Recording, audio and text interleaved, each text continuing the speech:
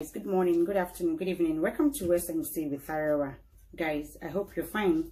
Welcome to my channel. If you're new, kindly click on that subscribe button and don't forget to ring the notification bell so you can get notified whenever I post a new video. Then you can come and check it out. Also, this is a Yoruba and English channel, so immediately the moment so papa ni ibiba. Welcome guys once again. Thank you for joining me. My name is Arewa. Welcome guys. Thank you for all the all the comments, all the continue subscribing, continue liking, continue commenting, continue sharing. I'm really grateful to every single one of you, and I appreciate you guys. Really appreciate you guys. Meanwhile, for any advert, any support, any donation, or any advice, no matter how little or big it is, to help my channel, don't forget to contact me. My number is down below in the description box and also in the comment section area.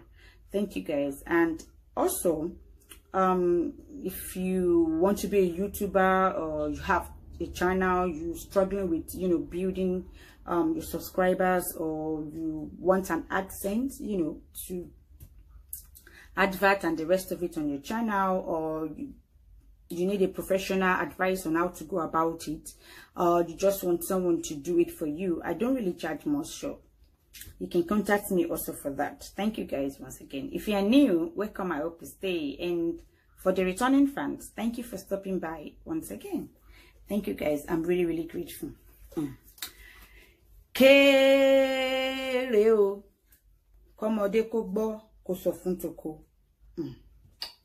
Let's move on. Now, remember this allegation case concerning the bench that a lady called Sheyuton accused him of something, and some Agborodums started going, up and down to reach out to establishments that have business dealings with the bench for them to, terminate his contracts. They went as far as actually, writing to the United Nations to strip him of his ambassadors, business with them over an allegation that is not even proven yes or no yet. People have started going out and the funniest thing is, all those people that this petition that are writing up and down, signing up and down, majority of those people don't even see this said statement of this lady called Sheyuton. Like, they didn't see it. They're just going with the flow. Somebody shaking it, all of them are just taking it up and down.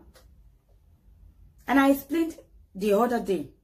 At the end of the day, people come out and said the band arrested her, detained her, or kept her somewhere, police. It's a lie. It's actually a big lie. It's a big lie. People on Twitter, they started saying they want to donate money. They raised I think 1.5 or so to get a lawyer for and the rest of it. Meanwhile, she's not even she has her own lawyer. She has her own lawyer, and they did not arrest her nor detain her. No. And the police dropped a statement that clearly says that Nigeria police denied arresting or detaining Sheyuton, the lady who accused the band of actually at a hotel room in 2018.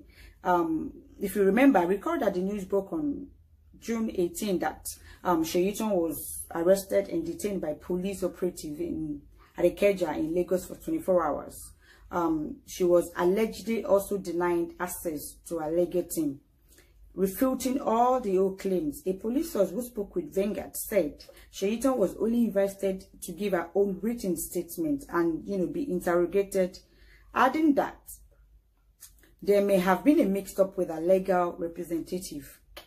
The source also revealed that the singer and the accuser were both invited to the Falls Criminal Investigation Department in Abuja to give written statements for them to commence the investigation. But on 3 different occasions, Sheyuton did not show up, which prompted the Falls CID to dispatch officers to Lagos to invite her, to get a written statement and get interrogated, and for them to commence with their investigation. Now, people keep saying lots of things concerning it, and at the end of the day, she wasn't arrested nor was she detained. People keep saying some, you know, that there's a lockdown. How will she get to Abuja? This and that.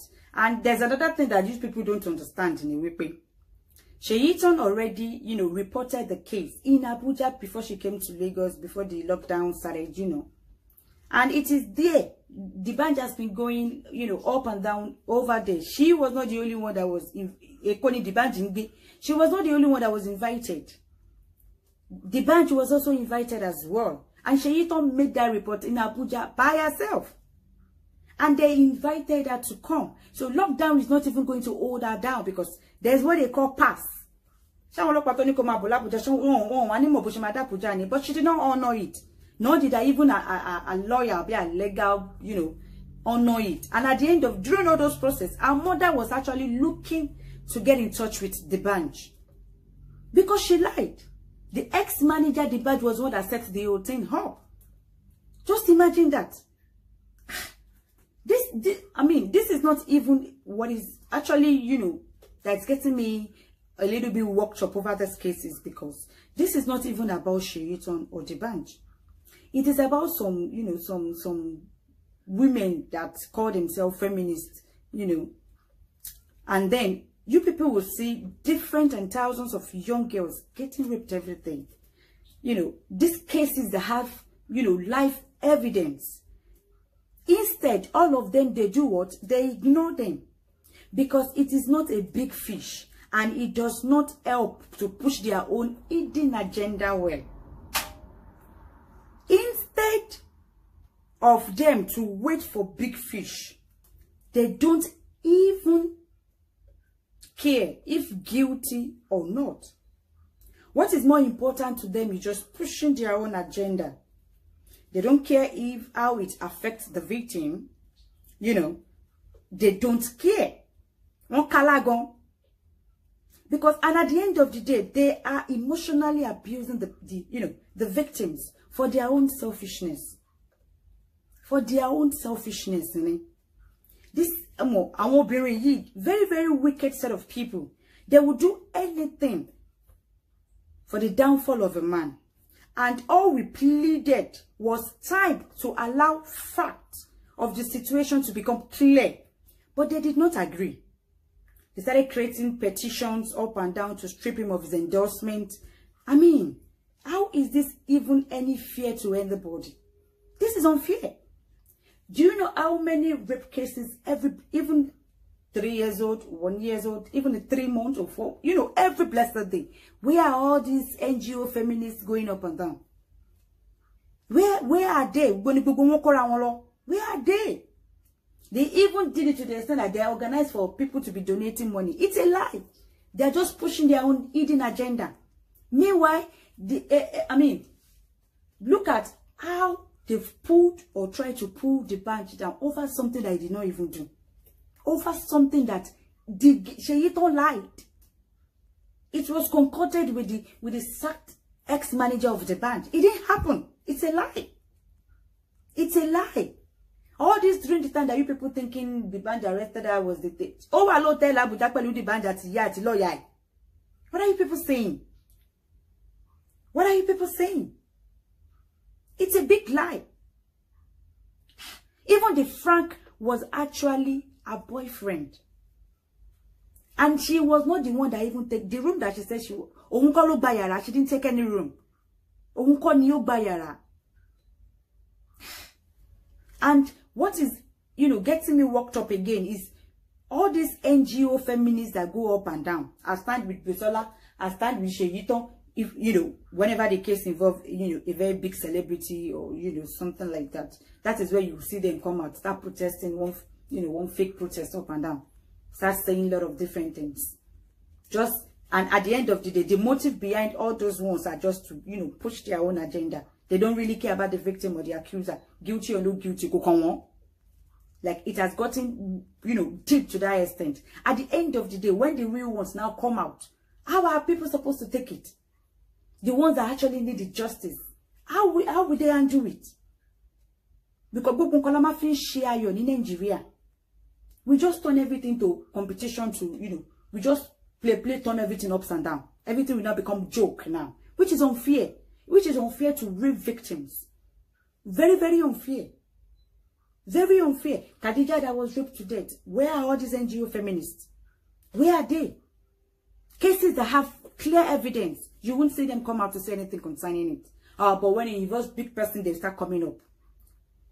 When it involves the fake ones with big people, that's where you will see them. The real ones, they don't come out for that.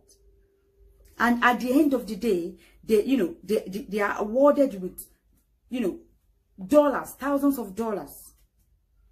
Thousands of dollars. These women get, a lot of money.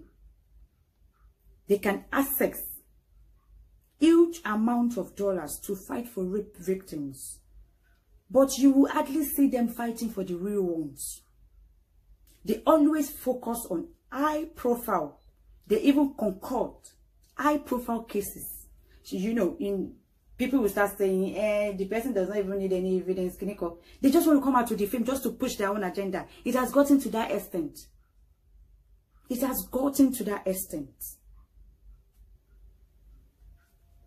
Instead of them focusing on just ordinary girls, up and down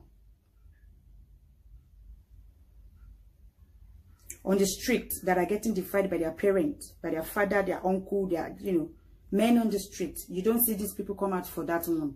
But about the big person, they come out for the fake ones, they don't come out for the real ones. But sign petition. If you're part of the people that signed that petition against the bench, go and ask for forgiveness. Let's move on, guys. Western education kódà boarding tún wà ńbẹ̀ àti day eléyìí tí ó gbé ẹ̀sìn Islam lárugẹ bákan náà Rizalatul Akidawa project yìí yóò tún ní ilé ìwòsàn tí wọ́n ní laptop ẹ̀ṣẹ̀ tó máa ṣe àmọ́ wà lórí YouTube láti béèrè Ustaz Jamiu. Sometimes I just look at some things that, look at the case of Genesis and Bukky Jesse that's going on. Genesis, you have no good advisor. Genesis, ni olúmọ̀ràn tó dá. Even you, Shola the wife, ó ṣe lára tiwọ gan. Genesis served Bukky Jesse that he was going to sue her to court. Genesis, Maureen has been saying lots and lots about you for the past more than 6 months. You did not sue that one to court. Cyborg have treated your case numerous times. You did not sue her to court. Even Soji has said worst. You did not sue that one to court. But now you want to sue Bukky Jesse to court. Genesis, epo Jesse tó jẹ, ata Jesse tó jẹ, bó jẹ́ 1 kobo ní owó tó ná sí tó jáde látàpọ̀ pẹ̀lú tó jẹ́ ògùn ẹ̀, ó máa bí ẹ́ Genesis. Òkú ọ̀run, bàbá ẹ̀ tó ń sọ wípé ọwọ́ bàbá ẹ̀ ni ó lè yóò kọ́ iṣẹ́ wòlíì, administration ẹ̀kíní, òkú ọ̀run máa bá ẹ̀dà Genesis. It is a truth. Nítorí pé Jesse ní ó ní confirm evidence against you. You want to shut her mouth. You want to threaten her. You want to manipulate her. You want to suppress her. Tomate ni pé o fẹ́ gbéyàn lọ court like Asabi Africa ńkọ́, àbí Pastor Tibet ńkọ́, kíni kò sọ́n pa ẹ́. Why don't you sue those ones to court? Shola, ìyàwó Genesis ni mo bá nọ́rọ̀. Yes, ṣóbìnrin ni ẹ́ ṣá. Yes, ṣé obìnrin ni ẹ́ ṣá. Torí ìyàwó tó ta pa òun ló ń perú èèyàn tó jẹ́ woman yìí. Obìnrin tí èèyàn mi ò fẹ́ sọ pé bóyá àṣìgbé obìnrin ni ẹ́ Ṣọlá. Àmọ́ ọkọ ẹ̀ ń lack good advisor. Ìwọ náà tó dẹ̀ tún jẹ́ ìyàwó ẹ̀dẹ̀kẹ̀rẹ̀. Ìwọ gan tún worst jọkọ ẹ lọ. Ó lajú kalẹ̀. Ó ń jẹ́ kí ọ̀rọ̀ yìí kó máa spread lórí social media nípa ọkọ dẹ̀ pé rẹ̀ níyàwó. Ṣó mọ̀ pé gbogbo ọ̀rọ̀ yìí tí Genesis bá tẹ̀ ní ego pé ọkùnrin ni Genesis.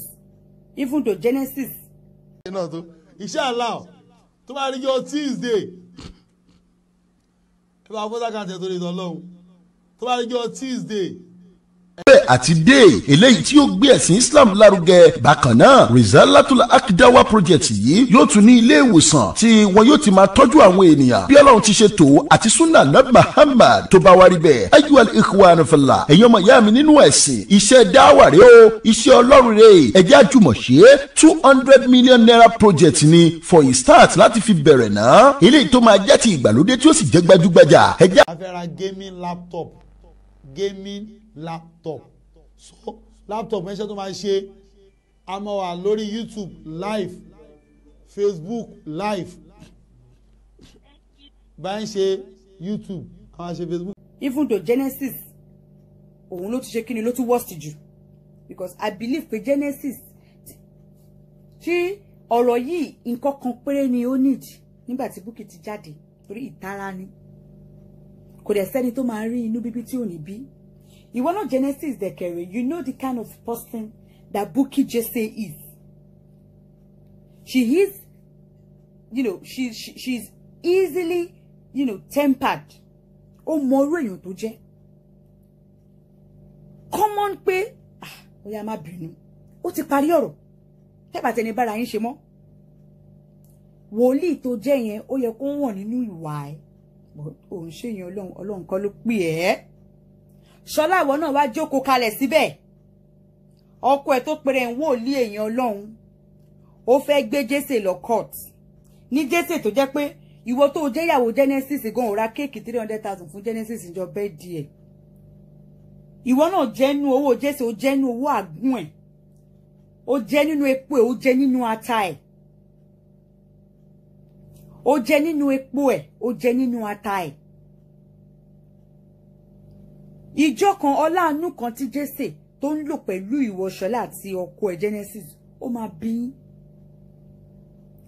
bí yín mi ò kàn tiẹ̀ fẹ́ mọ̀ Jésè lè san kan 1,000 sílẹ̀ kó jẹ́ pé very very sure ibi tí òótọ́ wà náà ní irọ́ wà kò sí there's an element of truth in every lie.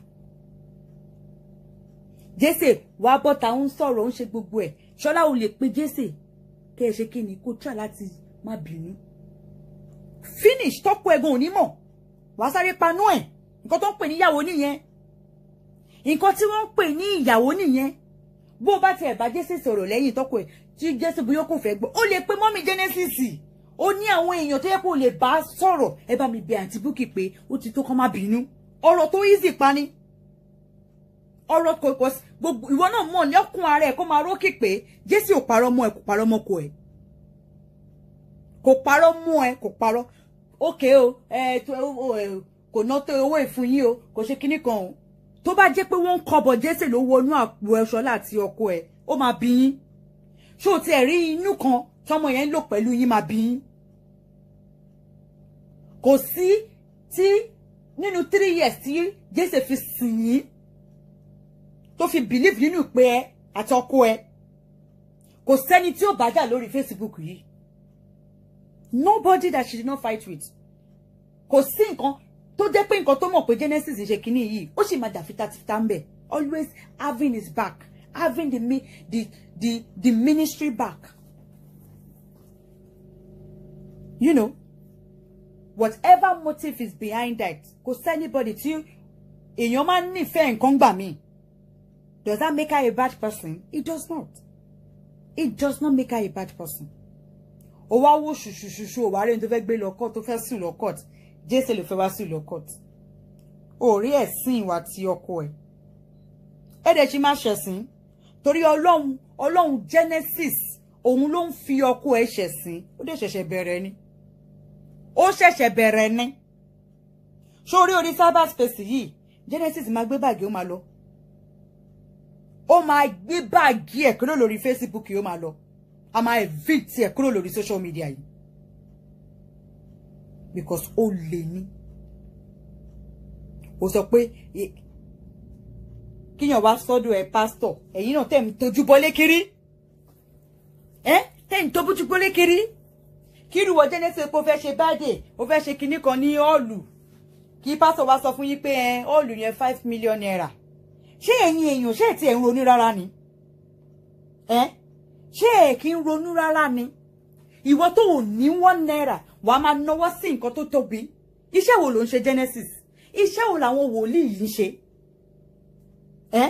What do you do for a living? You don't have any job. You have no occupation. Àbí níbo ló ń kọ́ sí pé torí pé ó ti jẹ́ wòlíì àbó ti jẹ́ imam àbí àfáà kò má ṣiṣẹ́. Please tell me. Ó lọ bẹ̀rẹ̀ project tí kò sí wọ́n kọ bu ẹ tó ní owó dání. Wọ́n máa fẹ́ nǹkan ńláńlá tí ò ní owó dání. Tó má tiẹ̀ wá ní pé bóyá wọ́n rí owó náà tó wá fi kó fún ẹ̀wọ̀ Genesis wá gbà kí ló ṣe kó lọ rẹ́ǹtì field bíi football field àbí ṣáàdúrà tó fẹ́ gbà ní oriental hall tó fẹ́ lọ 5 million gbà ṣó fẹ́ yàtọ̀ sí ètò bá gbà ní orí field ni. Ọkọ ra ṣe ń kún ẹ nínú compound ṣọ́ọ̀ṣì ẹ. Ó fẹ́ lọ rí ẹ ó fẹ́ lọ. Who are you peppering? Who are you peppering? Why don't you start small? Why don't you start small? Gbogbo pastor ẹ gbàdúrà fún mi o mo ń wojú Olúwa o kọ́kọ́ lọ ra cement báàgì kan wá nu kọ́kọ́ lọ gbé trailer cement àbí lọ ra sharp sand. Báwo ló ṣe jọra wọn torí Ọlọ́run? Kí ló fẹ́ kó ṣe mí gan fún torí Ọlọ́run? Ó ṣe kọ́kan. Kí ló dé? Ó dẹ̀ ní owó dání. Ó fẹ́ bẹ̀rẹ̀ project. What do you do for a living? You have no job. Ó ń sùn ó ń jí kásùnkájí enterprises. Kásùnkájí enterprises. Gbogbo àwọn tó ní kó lọ máa ra kí wọ́n lọ máa ra blọ́ọ̀kì wá. Ǹjẹ́ wọ́n mọ̀ bí àwọn tẹ̀ nílẹ̀ débi kan fẹ́ kọ́lé tiwọn? Kí ló ń bẹ̀rẹ̀ project fún tí ò ní owó dání tó fẹ́ fi execute ẹ̀? Tí ò ní owó tí o fẹ́ fi execute ẹ̀. Níwọ̀ tó níṣẹ́ lápá. Kò sí iṣẹ́ kankan tó ń ṣe. You have no job that you're doing. Okay, if we all now turn ourselves to woman and man of God and nobody wants to work, how are we supposed to be living? Wàá náwó sí nǹkan, ẹ lọ ṣe kíní kan wá, ẹ lọ. Is that where it is written in the Bible? Because you're a man of God, you shouldn't work. Tó bá ṣiṣẹ́ báwo ló ti fẹ́ jẹun? Gbogbo ẹ̀yin àfáà, gbogbo ẹ̀yin prophets, àwọn pastors and the rest of it. Why do you have a church? Why do you need to build another church? Why do you want to build another one? And you don't have one cover you don't have. You own iṣẹ́ tó ń ṣe. Tí ẹ bá tẹ fẹ́ ràn yín lọ́wọ́ wá tẹ ní kankan, you have no job. Wọ́n máa ṣe a fẹ́ lọ fún àwọn èèyàn ní kíní kan. Kí ló dé tó ò ṣiṣẹ́? Kí ló dé tí ò ṣiṣẹ́? Àbẹ́yìn èèyàn yẹn kí ń ro àwọn nǹkan mi gbà mí ni. Gbogbo àwọn tó jókòó sí tó bá tó mọ̀ pé àwọn orí olórí ló fẹ́ bẹ́ẹ̀ kọ́ ìjọwọ́ bí ìlọ́wọ̀n pé ní àsìkò yẹn ṣe lówó lọ́wọ́ mo fẹ́ bẹ̀rẹ̀ project ṣẹ́ ìwọ tó fẹ́ ṣe project o ní iṣẹ́ o ní occupation o ń sùn o ń jí kò sí business kankan tó ń ṣe o ní iṣẹ́ tó ń ṣe o ti ní nǹkan kan ẹlòmíì ò ní o dẹ̀ níṣẹ́ lọ́wọ́ ṣé bó ló kọ sínú Kùránì pé káfá máa ṣiṣẹ́ torí pé ń sin Ọlọ́run. At the detriment of another person's sweat. Oh, Nisha, you have no job, you have no occupation. Oh, ni business or taja or shekokon. But you are embarking on big projects when you know that you don't have one cover in your pocket. Over your Korea, over log by Oriental, over log by all you can be on 1.5, over log by all you can 5 million, over log shaking. Oh, the Nisha law want to be alone. Oh, the Nisha ni owo. Why don't you start small? Why don't you start small? Ó fẹ́ máa náwó sí nǹkan ńlá tó níṣẹ́ dání.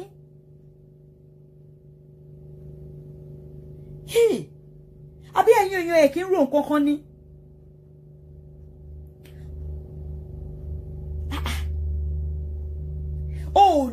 You don't have any responsibility. Àwọn àfáàná máa jókòó wọn níṣẹ́ tó ń ṣe o. Wọ́n fẹ́ yàwó méjì mẹ́ta márùn-ún. Iṣẹ́ wo ni wọ́n ń ṣe wọn níṣẹ́ lọ́wọ́ tó ń ṣe. And all of you will be, pointing, dragging big things when you don't have any job that you are doing for a living. If they ask all these prophets, what do you do for a living? Genesis, what do you do for a living? You don't have any job. It's been a pastor and occupation. Adegun, Adepoju, what do you do for a living? I'm an ustad, I'm an alfa. Is that an occupation? ẹ fowó sí àkáǹtì yẹn o àwọn Agbádégbọ̀n ẹ fowó sí àkáǹtì yẹn owó wọn ló fẹ́ sí àkáǹtì wo ó gbé project 200 million naira lẹ̀ àtúmọ̀rò wípé the funniest thing pé ẹ̀yin mùsùlùmí yìí ẹ̀yin náà lè máa criticize àwọn Christian pé pastor yín ó gbowó lọ́wọ́ yín ó fi ra jẹ́ẹ̀tì ó kọ́ school lálá nínú kìnnìkan meanwhile ẹ̀yin gan ẹ̀ worst inú ẹ̀sìn méjèèjì kò sí ètò kò ìkan ògbé kan náà méjèèjì the same thing náà ní gbogbo yín ó lè ní gbogbo yín tẹ̀ níṣẹ́ lápá ó fẹ́ ṣe project 200 million ó fẹ́ fi execute project kan kìnnìkan àbí ṣé mi nìkan ni mò ń reason àwọn nǹkan báyìí ni ìjọsà kó lọ fọmọ sí private school kó wá máa sọ pé kí tó dẹ̀ dání owó dání nígbà tó fẹ́ báyàwó èso fẹ́ mú ìjọ ṣó pa àwọn èèyàn jókòó pé ìwọ ó mọ̀ pé ìwọ kọ́ ló fẹ́ tọ́ ìwọ ó mọ̀ pé orí olórí ló fẹ́ shoulder responsibility ǹjẹ́ wọ́n béèrè lọ́wọ́ àwọn èèyàn bóyá wọ́n ní owó ní táìmù yẹn pé mo fẹ́ lọ fún ìyàwó mi lóyún iṣẹ́ lówó lọ́wọ́ tẹ́ máa fi rán ọmọ mi ní school ẹ máa gbé project ńlẹ́ńlẹ́ Adégbà náà òun fẹ́ gbé project 200 million fẹ́ kọ́ school fẹ́ kọ́ hospital Adégbà nínú 200 million yẹn èló níwọ̀ nínú ẹ̀ èló ló ní nínú ẹ̀ ó fẹ́ lọ kọ́ school 200 why do you want to build a school of 200 million when you have no job why don't you start small for crying out loud why don't you start small for crying out loud what do you do for a living what do you do for a living obtaining by pretense industry mélòó ni ó ti ṣí kalẹ̀ company mélòó ni ó ń run because you call yourself a pastor and an Alfa does not mean that you shouldn't have a job that you're doing ṣé ìwọ ni kò má níṣẹ́ lọ́wọ́ tó ń ṣe ni nígbà tí wọn ẹ̀ ń jókòó ẹ̀ ń sùn kalẹ̀ can everybody náà jókòó kalẹ̀ à ń sùn báwo ló ṣe fẹ́ rí o ti ní ṣọ́ọ̀ṣì kan o fẹ́ kọ́ ṣọ́ọ̀ṣì èmi kí ló dé fẹ́ fi ṣe kí ló dé tó start small ọ̀fọ́n ó lè ẹ lọ ra sharp stand wa ẹ lọ ra sikini kan àwọn tó expect ṣáwọn yẹn gan títí wọn lé torí Ọlọ́run ṣáwọn gan ní ṣọ́ nílẹ̀ débi kan fẹ́ kọ́ ṣọ́ọ̀ṣì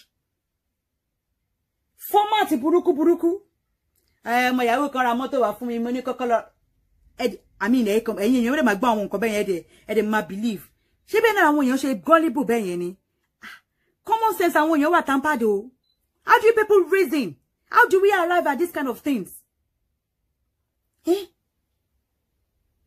o fẹ́ ṣe harvest o fẹ́ ṣe function ẹ fẹ́ lọ gba hall ní kíní ẹ fẹ́ lọ ṣe show small shops 2 million what do you do for a living you don't have any job níwọ̀ tó ní wọ́n kọ́bọ̀ ò nínú ẹ̀ ò níṣẹ́ kọ́bọ̀ wà máa lọ máa nọwọ́ sí nǹkan ńláńlá wà lọ máa tọwọ́ bọ àwọn nǹkan kan ńláńlá tó bá tẹ̀ wá ní a majority of people tẹ́ ń gbowó lọ́wọ́ àwọn single mothers ẹ bẹ̀rẹ̀ Ọlọ́run o àwọn single mothers àwọn single mothers what happened during everything kí ló dé tẹ́ gbé ọwọ́ yín síbi tọ́wọ́ yín dé why Adégbà náà fẹ́ kọ́ school 200 million kí ló Adépọ̀jù náà lóhun náà fẹ́ kọ́ tòun ní 300 million please help me ask them that what do they do for a living no just ask them what do you do for a living why do you want to start a project of 200 million when you don't have one copper from it why don't you start small why don't you start small what happened to you getting a land of 300,000 probably using $1 million or 2 million to build it up why do you want to make big when you don't have any job that you're doing níṣẹ́ wo ló ṣe mama náwó sí nǹkan ńlá mama wù yín nǹkan ńlá Adégbà náà fẹ́ àwọn ní Adépọ̀jù náà àwọn ní di Apple laptop tó ń tà ní 500,000 naira ẹ fowó sàkáǹtì yẹn o àwọn wo ní kó fowó sàkáǹtì yẹn àwọn wo common laptop tó fẹ́ lò ní owó lọ́wọ́ are people that gullible how did we get to this kind of life nítorí Ọlọ́run Eje Gabriel ó ti yá o Eje Gabriel blow the trumpet enough is enough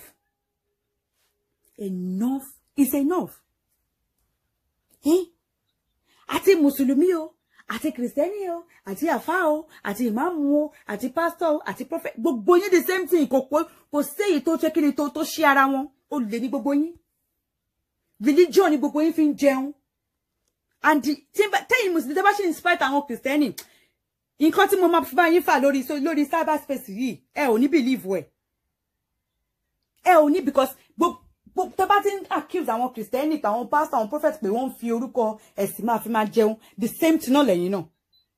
Orúkọ ẹ̀sìn òun lẹ fi ń jẹun. Ìwọ tó ní iṣẹ́ dání, ò ní iṣẹ́, ò lọ school, wá sùn wọ́n máa jí. Ẹ fọwọ́ sàkáǹtì yẹn o. Ẹ bá wa donate kíní kan 300 million o. Ẹ fẹ́ lọ ṣe kíní kan. Èló ló ní dání? Who are you impressing with all these big things? Who are you impressing with all this? Kiri Genesis never she paid the kid mara cake 300,000 naira. 300,000 naira. Eh? You people keep starting big projects when you know you have no capability of actually establishing or executing it. Honestly, are people that